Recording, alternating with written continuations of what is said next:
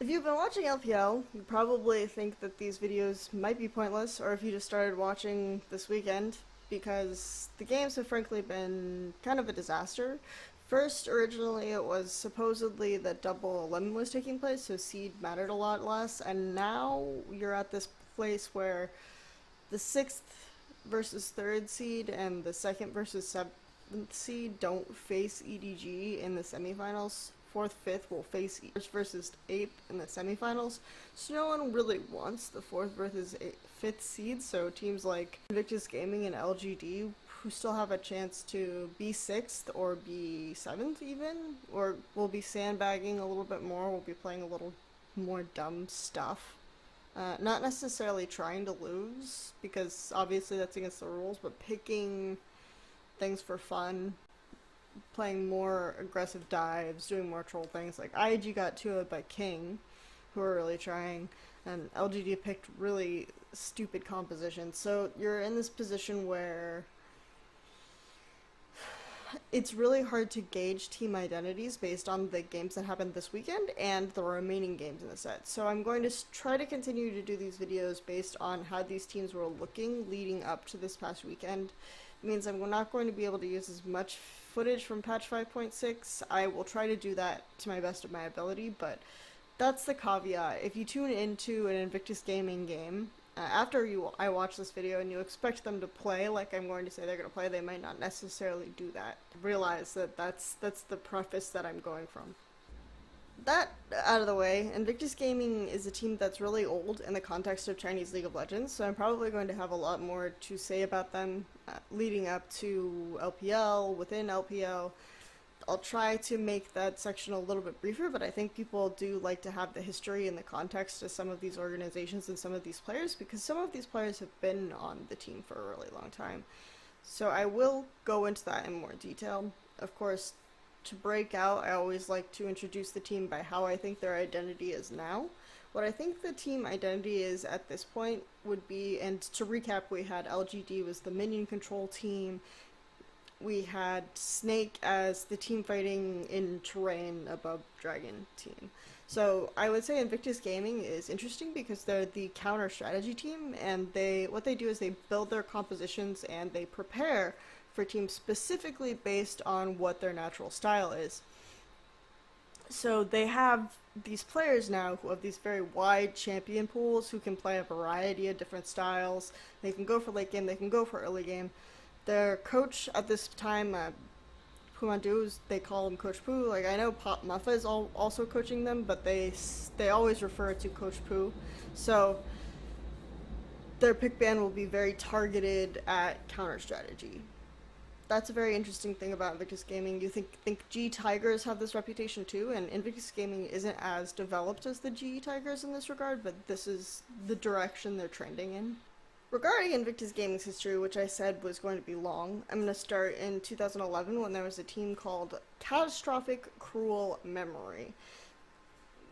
Yeah, very kind of emo, middle school sort of name, but this team was one of the top 4 Chinese teams at the time. We had WE, NGG, eHome were the other 3, and they would take some wins off of each other. Catastrophic Cruel Memories roster initially only really had one Golden Era Invictus Gaming member, and what I mean by Golden Era of Invictus Gaming is that the WE versus Invictus Gaming rivalry leading up to 2012 and following after WE fell out of the limelight had the most prominent members being PDD, Illusion, Zzitai, Kid, and Xiao Xiao. So Xiao Xiao was the first one of those to join the team. He played top early on. Other members you might recognize: Whites, Tabe, Chris, who coaches Starhorn Royal Club now, would get bought in August of 2011 by Invictus Gaming, and eventually you see the top teams emerge as WE and Invictus Gaming, and eHome starts to win some games here, tournaments and events here and there, but usually you would get like a TGA qualifier. TGA winner would be a WE, and then IG would win WGC qualifier, back and forth, things like that. So you had a fairly competitive top 2 W in Invictus Gaming initially before WE was this god team. And then Invictus Gaming's roster slowly starts to pick up the players that they're known for. The next player to join would be, as I mentioned, Illusion joins in the jungle. Illusion was the backbone of the team, even though he did have a lot of these crazy picks. The next player to join would be Zzitai in April of 2012. So they pick up Zzitai. Zzitai's backstory, for people who are interested in Zzitai as a player, is Zzitai is the rich kid from Beijing, from a wealthy family with a family business. He had this to fall back on, to maybe not take League of Legends as seriously at the time, but he was very talented. He could play almost any champion, and I think this is something that he still holds true to today, and that's why he made the transition to top lane very effectively, is that he did have to learn the aspects of the new role, but he can just very easily pick up new champions, is the connotation that he has. There was this conversation between, I believe, you and Sika, where they said that they feel that he has a champion, Ocean, and it's just sometimes the water is murky. He pulls out like these Lux sharks, and sometimes he just plays stupid stuff. That's where Zzitai comes from. That's kind of his background, and going into the season, what the perception may have been of him. Then the next person that they pick up is going to be PDD, the top laner that a lot of people are familiar with. A lot of people said that he was in contention for best top laner in the world at one point. The way he joins is actually very interesting. I said initially he started out as an AD carry. He joins eHome as an AD carry after leaving NGG. He eventually transitions to top/mid solo lane roles. Going into the IEM6, the Chinese team totally completely bombs out of this tournament. They face Moscow 5 in group stage and get decimated by Moscow 5. PDD says that he has health problems leading into this event. His hand hurts, so a lot of people expected him to retire at that point after the IEM6 event, and he does, technically. He says he announces his retirement, he leaves Team eHome maybe 2 days after, and 2 days is an exaggeration, but very soon after, announces that he's joining Invictus Gaming, and this is pretty entertaining in terms of the fan backlash. That the reaction was, you didn't really have health problems, you just were looking for an excuse to leave the team, an excuse to join Invictus Gaming. And the PDD, one of his aspects was that after that he would constantly make these jokes that he was going to retire, right? Invictus Gaming would have a bad game and he would say on Weibo that, oh, this is really bad, I'm going to retire. He tried to do this joke with Travis, I think at the recent IEM Katowice, where we had Invictus Gaming and WE again, and he said, oh, Invictus Gaming is doing poorly and LPL will probably disband. It ended up going, the interview ended up going to Reddit, and people said, oh no, Invictus Gaming, one of these big classic Chinese teams, is going to disband, that's terrible. But again, it was just PDD being a troll. So when he did eventually retire, I didn't think that he was actually retiring, and then he didn't come back to play, he started streaming, he's made jokes since then that, hey, if IG needs me, I'm here. PDG then joins Invictus Gaming, so we're missing the final member, Kid, who is the last person to join the Golden Age roster of this Invictus Gaming team. The reason why they picked him up is that there is a TGA tournament where he played mid lane for a team called Hanggang Club, and they played against WE, and he did really well against Messiah. So they decided to offer Kid a position. Initially, Kid and Zzitai, and again going back to the versatility of Zitai's champion pool, they would flip off mid and AD carry all the time. IG starts to get a lot of fans, and IG and WE start to emerge as these top two teams. Invictus Gaming's identity at this time was very ham, very dive style, a lot of cheese. Think Unicorns of Love. Think every new game they have like a new cheese strategy. Zzitai has this new weird champion that he's pulling out. Illusion has this new weird champion that he's pulling out. Very aggressive, very fast-paced games. So they could win games off of WE, but WE still felt more like the consistent team. And then this is season 2, right? So you had a lot more international competition, especially between Chinese and Korean and some of these top Taiwanese teams because they were so close by. a lot of online tournaments like Battle Royale, Star Wars League, and Invictus Gaming was in a lot of these finals leading up to this event. They would do well against teams like Azubu Frost. There were a lot of matches that they played where PDD looked really ham, Zzitai did really well. You start to see who some of these carries are going to be in the team. Kid played this he still plays a very similar passive style in laning phase, but ends up doing well in team fights. Xiao was an inconsistent support player. It doesn't get to the point where WE starts to be very dominant in China and also internationally until September of 2012, just before Worlds, where they make this roster change. And Fzzf and Clearlove come in. And the funny story about this is I think that WE initially wanted Lucky. Remember Lucky, Royal Club Lucky?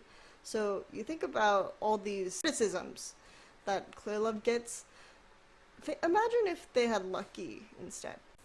But with Clearlove and Fzzf, WE starts to become very dominant in China and internationally. After the World Championship, where they had that really long, atrocious set with CLGU, it went really long, and it was painful to watch, and there were so many tech issues. They went back home to China, and they started winning events. Papa Smithy mentioned he casted Into the Dragon, which had a lot of top Asian teams in it. They then, after that, dominate China, they win IPL 5, and Invictus Gaming starts to look less and less like a viable team. They're just kind of like the joking younger sister. Fans start to criticize them for, if you have time to go out to dinner, you have time to practice, you have time to play. PL starts. IG still doesn't win their initial games against WE, but then there's that big tournament, that big Star Wars 7 final between Invictus Gaming and WE. And Invictus Gaming starts 1 point down to WE, comes up, each of these players have these fantastic games, like PDD carries really hard in one game, Zzitai does really well in one game, and they managed to flip the series and beat WE 1 game down because they were in the lower bracket. For the first time that any team has beaten WE in 6 months. Invictus Gaming then has their period of vogue where they're winning the LPL regular season spring 2013. Most regular season wins of any team. They are able to convincingly beat most teams that are in the lower half. Of course, because Invictus Gaming has such like an inconsistent style, they do drop a couple games here and there. Actually end up going 2-2 to WE, so they break even with WE. And they end up in the final with the first seed, or in the playoffs final with the first seed against Positive Energy. Oh, and there were clearly like 3 top teams. You had Invictus Gaming, OMG, WE were very clearly the better ones, and then PE was almost in like the next rung with Starhorn Royal Club. But Positive Energy comes around and 2-0s them, and this is when Name has his first like big explosive performance in a LAN. They drop down from there. Invictus Gaming has this period where they're not winning in summer. They're not doing well. They don't even make playoffs. So this is the time when we have to reevaluate the roster. Again, this big lineup that's been successful. Xiao is looking at retiring because you can see these Sona ult montages of him like missing every Sona ult, other things like that. I think he was just not motivated anymore. And he ends up becoming a caster, and they pick up Kitties. With Kitties, Invictus Gaming starts winning LANs again. They win the IEM Taipei against CGA Entis Frost. They win Demacia, the first ever Demacia Cup tournament. It was WE Invictus Gaming Finals, which we haven't seen one of those in a very long time. WE with their new roster. Invictus Gaming becomes this newer team with Kitties going into LPL 2014. Invictus Gaming was actually pitted as Edward Gaming and Invictus Gaming are going to be the top 2 teams in the regular season, and of course they weren't. Like, Invictus Gaming placed 6th at one point. They ended up going to IEM as the 6th place team, but they started to improve and do a little bit better. They started gaining some ground. They were the only team split even with OMG that season, even though they had like this terrible first run. They started to win some 2-0s. They were notoriously like the GAMT, the 1-1 team, right? Accommodating PDD's new era of shot calling. They ended up making it to the playoffs at the very end because LGD, who was 4th seed until like the last week, lost to the bottom place team playing Twitch Jungle. And then OMG at this time decided, oh, it's a good time to sub in Cool, who hasn't been playing for a very long time, and Invictus Gaming won another game off them. So going into playoffs, we had already seen OMG drop games because Xiong could be exposed if you banned out Syndra, if you camped mid lane, he didn't know how to deal with jungle pressure. Edward Gaming had success doing this at IET, SK Telecom T1K had success doing this at All-Stars. Invictus Gaming seems, at this moment, uniquely qualified to knock OMG out of the playoffs, even though they're 4th seed, because Zzitai's champion pool, as I said, is massive. They play this ham, aggressive style. Illusion, at this time, was probably one of the most early game aggressive junglers in China, and they eliminate OMG. They go on and they play in the finals against Edward Gaming, because there was only a semi-final and a final. Only top 4 teams made playoffs, and they get completely demolished. So, kind of a fluke. Invictus Gaming places 2nd. We all know how the 2nd season went for them. They don't make playoffs again, but they get, again, because placing somewhat well, they get a seed at the regional qualifier. They lose very convincingly to OMG and LGD. And that is the last we see of that Invictus Gaming lineup in 2014. I didn't really cover why I feel that Invictus Gaming bombed out in 2014, so I'll do that very briefly. PDD retired between spring and summer 2014, and say what you will about PDD, he was a very consistently strong top laner in lane. And by that I mean he wouldn't necessarily completely demolish his opponent, he would just be up in CS or he would break even. Only top laner he really had a lot of trouble with was going, even towards the end of his career. And then they replace him with this player called Youngsu. Doesn't do nearly as well in lane, has maybe a couple champions like Gragas and Shyvana that he can do well on. Their style can no longer rely on top lane to be this pillar that always wins, so they don't really have a clear direction going in. Zzitai had become the shot caller in summer of 2014, and if you've listened to what I said about Zzitai's personality, that sounds like a terrible idea. So they do not do well, but at this time Zzitai plays a lot of Zillion mid, Zzitai plays Lux, Zzitai plays Morgana. Zzitai gets free reign to play pretty much whatever he wants. And he plays Renekton mid. He plays a bunch of other weird different things. Kid is kind of looked at initially in this spring as the new reliable carry of the team. He starts to do a little bit better in lane with Kitties towards the end, still has these really good teamfight positioning, can build Trinity Force on Kog'Maw. He's always been a Trinity Force AD carry. Like his Ezreal play is really the only meta independent champion pick for any player that I actually know of. Like regardless of whether or not Ezreal's in meta, he'll pick it and he'll do well with it. His form began to decline as time went on. He didn't do nearly as well. He couldn't carry in the late game as the team progressed, and other teams started ramping up, started doing better with some of their roster changes. So Invictus Gaming was never really a contender in 2014. They decided to overhaul the roster because Illusion might not cut it against some of these competitive junglers. IG starts to look at Korean junglers, very obviously, because everyone is looking at Korean junglers. And IG comes out and says, we haven't really been spending a lot of money on LoL, we don't really have a coach as much. We have an analyst. They lost their coach Tsukasa to OMG, and if you know anything about Invictus Gaming's style of play and what they do, I don't know why OMG would pick up their coach, but they did. They lost their coach to OMG, and they had an analyst for some time who wasn't really being effective. But they decide they're going to invest more money. They pick up Pooh as a coach, and they pick up Mafa as a coach. They pick up KaKAO and Rookie, initially a different team, bought KaKAO and Rookie, made some promises to them that didn't pan out, and because their contract had this very loose clause about okay, if I don't fulfill my promises, you're free to go, absolutely free of charge. They also treated KaKAO and Rookie very well this time. They ended up on Invictus Gaming, and that's the short of it, is that Wang Si Cong, the CEO of Invictus Gaming, is a very, very wealthy individual. He used to be the son of the wealthiest man in China. Some of his real estate assets declined, so he is now only the fourth wealthiest man in China, which, not really that sad for him. A little bit, maybe. Wang Si Cong is finally able to come up with an offer and a scenario that works, and they pick up KaKAO and Rookie. I think initially he didn't really want Rookie, just KaKAO, but they were a package deal.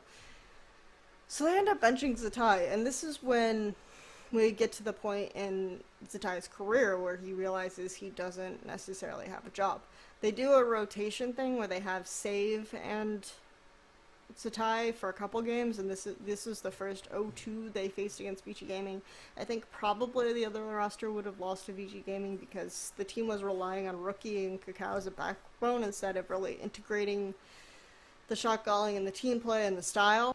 Zzitai now is at this point where he has to start thinking about his values. Does he want to be on the team? And I think the answer turns out to be yes. So he does focus a lot more on leveling up, finding a way to be a niche and to get on to Invictus Gaming, and he claims that he started learning top lane from PDD during this time.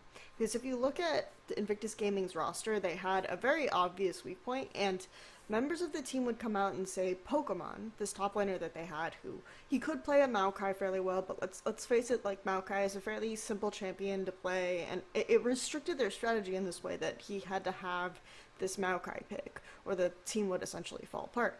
And Kid would come out and say, okay, I think our MVP for this game was our top laner because for once he didn't make a mistake. KaKAO would make jokes about the top laner not performing well. It was just very public. I think eventually they start to say, we need some other option. We can either get a Chinese top laner maybe at the end of the split, or we can look at who is officially on our roster right now, and they end up picking up Zzitai for the first game of the round against WE. Zzitai does not do well. He's diving the backline constantly, playing Hecarim. This is the week they go 0-2 against WE. Everyone is very shocked that WE is able to finally 2-0 a team. Then Zzitai eventually starts playing more and more. We see him in more games. He doesn't necessarily win. He eventually has this win on a Anar game against Energy Pacemaker. They went 1-1 with that set, so that was kind of not that great, but he starts leveling up, he starts winning lane. He starts to do extremely well in lane against some of these really well-established top laners. And this is when I feel like Invictus Gaming realizes that they have a team and they can start developing an identity all around. And this is where I'm going to get into more of the analysis and break away from the storyline. At this point, I wanted to get a little bit deeper into looking at team coaches because I realized that I didn't really talk much about the coaching staff in my previous two videos, but there's an interesting point to be made, and it starts with looking at which teams have Chinese coaches and which have Korean coaches. And by this, I don't mean looking at, obviously, one is better than the other. I mean that when people talk about language barriers and ramp-up time with hybrid rosters, they don't address that sometimes if you're importing a coach who might want to have a language barrier, who might not understand the meta, it might also take a little bit longer for the team to become more synergized and more competitive within the Chinese region, within some other region. And I think that factor is a little bit undervalued.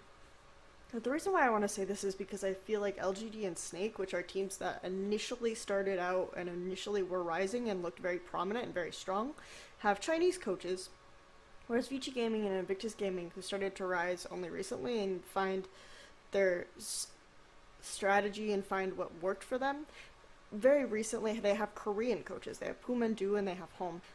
Also, when I bring this up, when Starhorn Royal Club, they imported their Korean players and they imported their Korean coach, they actually retained their Chinese coach, and they came out and they said that Chris, the Chinese coach for Starhorn Royal Club, was very much in charge of looking at what's good in the Chinese meta, understanding the Chinese meta and the context within that factor, whereas the Korean coach looked more at like an objective, overwhelming pick ban, very like this champion is absolutely good kind of perspective. So I think that that is something that maybe the Korean coaches had to kind of adjust some of their expectations. They're not used to playing with working with maybe some of these extremely young players who want to play like Fizz top every game before Fizz top became nerfed or changed so that it was actually effectively sometimes even good top. So like the AP Fizz top that Carey and Flandra liked to play. I'm not sure that Korean coaches might necessarily be as used to working with that environment. Maybe they are, I have no idea. But I thought that that dynamic on Star Horn Royal Club was interesting and might be able to shed some insight onto why we have the Korean coaching staffs ramping up more than the Chinese coaching staffs who, like, out of the gate knew what they wanted to do to what kind of like how to help their team shape their identity. To address the LGD and Snake coaching staff, because I didn't really talk about them before, they actually both came from the same team. Probably has the title of the worst performing team in LPL history. They only won 3 games of 28 in 2013 spring, the Wayi Spiders, the Chinese League of Legends team. I know that the Spiders also have a Taiwanese division, but the Chinese division was really pretty awful. But they had a support player, June, and then the jungler was BSYY. BSYY, I said, also played on Noah's Ark with BYL, but these two were on the Wayi Spiders. BSYY ends up being LGD's coach, and June ends up being Snake's coach. So it was really interesting that, okay, they had this terrible, ineffective team, but their experience ended up being valuable. The Korean coaching staff for Invictus Gaming has Pooh and Malphite, and they talk mostly about Coach Pooh. I don't hear in a lot of interviews much about Malphite, and Pooh is usually the one behind them doing the big ban. Obviously, you know Pooh Mandu, the world champion from SK Telecom. LGD, Snake, they're the fallen teams, the teams that kind of had their systems figured out. Of course, now Snake is ramping up again because the meta heavily favors them, but Invictus Gaming, Vici Gaming take a while and slowly become contenders, slowly vie for that top 6 standings, and now Invictus Gaming and Vici have overtaken LGD in the standings. It's a little bit awkward because of the playoff seeding, which we got into on China Talk. If you want to watch that episode, which should be out now. Invictus Gaming, as I mentioned at the start of the video, is the counter strategy team. And the way that they got there is they started out as this team that played just primarily around KaKAO and Rookie as this core. And if you watch the first LPL best of 2 between Invictus Gaming and WE, it was very much about just KaKAO and Rookie putting the team on their back and going straight through. As time progressed and they played more teams, we saw Kid play a carry role against like Energy Pacemaker. Kid was a really big factor. They started talking about their joint shot calling duo of Kitties and KaKAO. So they had a Chinese shot caller and a Korean shot caller to make some of these decisions. Like Kitties would call some of the big objectives like the Baron in the late game, and obviously KaKAO would have a lot of the early pressure. So these rosters starts to integrate a little bit, but they're still primarily functioning off of KaKAO and Rookie's back. And again, part of that is KaKAO has to go top, and then he has to work on Pokemon and make sure Pokemon doesn't just effectively bleed gold. Rookie ends up carrying a lot of the team fighting with just flashy outplays. Very cool-esque style with the Ari and the LeBlanc. It's very rarely, sometimes the Fizz, just generally outplaying people in team fights and killing them and racking up kills. This doesn't work against Vici Gaming. It's very much a team that tries to develop an identity around avoiding fights. They're not going to try to go for the heads up because they know that their laners aren't going to win that, right? So they managed to evade Invictus Gaming effectively, and Invictus Gaming is like, okay, we need to work on our roster. Our roster needs to be integrated. They try to do some more stuff around team fighting with Pokemon. Doesn't really work out. They get Zzitai in the top lane, as I mentioned, and this is when a lot of possibilities open up for them, because Zzitai has always had this massive champion pool. Then you have Rookie and KaKAO, massive champion pools. Kid, massive champion pool. Kitties is a bit more debatable. Kind of a little bit more of a weaker point of the roster, I would say, just because he doesn't do well in roams. He's very much a good laning support, but he doesn't do well in roams, and I think that his best support, he's had a very clear best support this season on Janna. I think last year he had a very clear best support on Thresh, so I think depending on the year he might practice a champion more often than he practices other champions. Right now, Kitties has a 5.26 KDA on Janna, and they've picked it in about 14 different games. They have a 10 out of 14 wins, and this includes like the Demacia Cup round of 8 data, including LPL. So it's not every single game, but just overwhelmingly, I feel like his KDA and his win record on that champion really stands out. Now, they have this team, with the exception of Kitties, who I mentioned, is like and even Kitties can play other champions. It's not as good as his Janna, I don't think, but he has the Morgana to fall back on. He's got the Thresh, a bunch of other stuff that they can look at. There is a wide variety of options and strategies available to them, and this is when they start looking at how do these other teams function, and IG's games start to look more and more like these crafted pick bans where they counter the identities of some of the more established teams like Snake. They counter LGD, they effectively counter, they attempt to go against EDG, it doesn't work out just because EDG is really difficult to, everyone knows that the key to beating EDG, right, is looking at deft, but getting to deft is really hard. I'm just going to look very briefly at some of these pick bans and try to walk through why I think that Invictus Gaming uses the counter strategy effectively. This is one of my favorite Invictus Gaming drafts, and by the way, I'm pulling this from GosuGamers.net. They have pick bans for a lot of different games, and it's easier to look at that than necessarily the VODs, I think, so just pulling these from here. Blue side, Snake, purple side, Invictus Gaming. They know that Snake has two favorite AD carry picks at this point. They have the Kalista and the Kog'Maw. So they ban out the Kalista to try to force it on the Kog'Maw. And they ban out the Janna because that's disengage, and Invictus Gaming wants to run a hard engage comp against the kind of strategy that Snake wants to pull out. They know that if they leave the Lulu open and they ban the Xerath, Snake is almost assuredly going to go for the Juggernaut type composition, which this isn't really a Juggernaut comp just because they have the beefy frontline tank in the Dr. Mundo. They have Rek'Sai, obviously. So Snake starts out, they pick the Rek'Sai, they pick next rotation Morgana Lulu. Very, very common, or typical, expected. Invictus Gaming expects this. And then they leave notably their AD carry to their last pick, just to make sure that this is going as planned. They pick the Maokai, very safe, but they know right away that they banned the Janna. They want to go for hard engage. They pick Victor. That works very well with that. Lots of lockdown. They pick Leona. They pick Jarvan. So all of these things are going for, we want to lock down your AD carry, and we're pretty sure you're going to pick a Kog'Maw. They come out, they pick the Kog'Maw and the Dr. Mundo last, and then for this is the perfect time when it falls into place and they can pick the Vayne. The way they execute this well is they force more mid-game fights where they can use Jarvan and Victor to trap Kog'Maw or Dr. Mundo, and they can use Vayne to just burst through some of the extra health added by Lulu and some of the extra health on Dr. Mundo. This one, they know that LGD likes to push out waves. They go for very strong lanes so that LGD, first of all, is beaten down in laning phase, and that also that they can continue to move around the map and counter some of LGD's pushes. So they pick the Twisted Fate against some of these strong minion wave clears, like Graves against the Rumble, which doesn't necessarily have the best wave clear, but he does have like somewhat effective wave clear, and they see that LGD last picks the Vladimir, and they picked the Vladimir. The previous game, I don't think it was that big of an issue for Invictus Gaming to deal with, but they did that.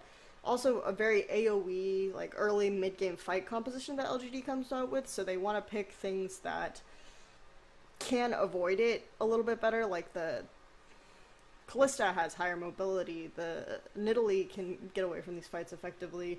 You can split push and out-rotate with the Twisted Fate, the last pick. They have very intelligent last picks, is going to be the theme. Zzitai, Sion does well in lane, just like standardly, and they did a lot of ganks for Zzitai this game, just so that he could get ahead and push against the Rumble and just push out the lanes. So effectively they use a Sion split push strategy, and they can use like the global ultimates that he can join fights and also Rookie's global ultimate. So if they need to counter some sort of fight, or they need to show up to get some kind of pick to make sure, because again, with this competition, you don't necessarily want a 5v5 fight. It worked very effectively against LGD's style of play. Again, this draft isn't super great. It just shows that Invictus Gaming has some flaws in their drafting, but they also are thinking about what EDG likes to do. EDG, it's very clear what EDG likes to do. The question isn't how do we figure out what EDG wants to do. The question is how do we stop them from doing what they want to do. They pick the assassin in almost every single game in this set. They go for the Zed. Edward Gaming bans out the Lissandra, they ban out the Ahri, because locking down, getting to the back line, and getting to deft is something that they don't want. Invictus Gaming also picks some more scaling, because EDG likes to do the mid-game composition, map pressure type style, so they're hoping that they can outlast that somehow, and then counter it in the late game. This draft is more recent. Master 3 chooses to use SMLZ this past week instead of their typical AD carry Candy. I don't know if this is going to be a permanent change or not, but the reason why I theorized they wanted to use SMLZ is because SMLZ is an Urgot player. They banned out Invictus Gaming early picks Kalista because Master 3 has relied heavily on having Kalista in a lot of their strategies that have been successful. So they early picked the Kalista so that they can't get that. They're preemptively banning the Rise, and they're banning the Xerath. So if they're not picking the Xerath, they're gonna go for more of an engage type composition, would be a good bet. Like less poke, more engage. So they ban out the Rise just because they know that Rise is better now, and Dade is a big Rise player. They ban the Xerath. They ban the Maokai. So they end up with early picking the Kalista so that Master 3 can't run one of their more comfortable compositions, and then they take all sorts of repositioning tools. So what Invictus Gaming did a lot this past week in fights was they chained repositioning tools off of the Azir, which I thought was really interesting. They did it with a Lulu once, a Lulu support. Here they did it with a Gragas. The interesting thing about the Shen, I don't actually think Shen is that great of a pick, just because I think they could pick it because Zzitai can play it okay, and Zzitai always typically just does well in lane at this point, regardless. It doesn't do extremely well in lane, and it doesn't do extremely well in lane game 2, but I think it's really smart if you're expecting an Urgot pick to Shen, just because, and I don't recommend this more broadly, but it's an interesting idea to pick Shen because you're expecting the repositioning tool, and then having the ability to kind of protect whoever gets swapped in. It's an interesting idea. Okay, so I kind of talked about what I think their strengths are, which are the good drafting, understanding what the enemy team wants to do almost before they go in, and picking to that, and then executing to that. It's not always perfect. Like, those drafts had flaws in them, for sure. On IG side, I just addressed what I thought was interesting, where they're picking these things to approach the enemy team in a way that counters what they're comfortable playing. So that's the key to Invictus Gaming there. So even if it's not completely perfect, they at least have some idea about what they want to do and what they want to execute.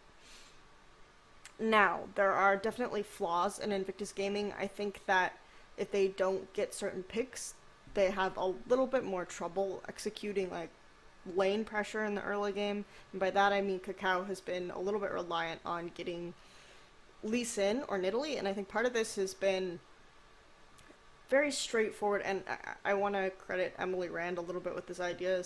It's very straightforward to use the Lee Sin Q or the Nidalee Spear to signal that you're going in. You're going to follow those up with some kind of execution. Either the Sonic Wave is going to follow up with him going in, you're going to follow up the Nidalee Spear because you pointed out the target, and then you can go in off of that. There's only been one game where he's picked Rek'Sai when Nidalee is available so far. So that's... KaKAO will like those picks very much. I am a little bit worried about Invictus Gaming in the new meta, just because they have done very well with those picks as opposed to maybe the Jarvans or some of the other stuff. I think that Sejuani's ultimate can be very straightforward in that way, so that might be effective.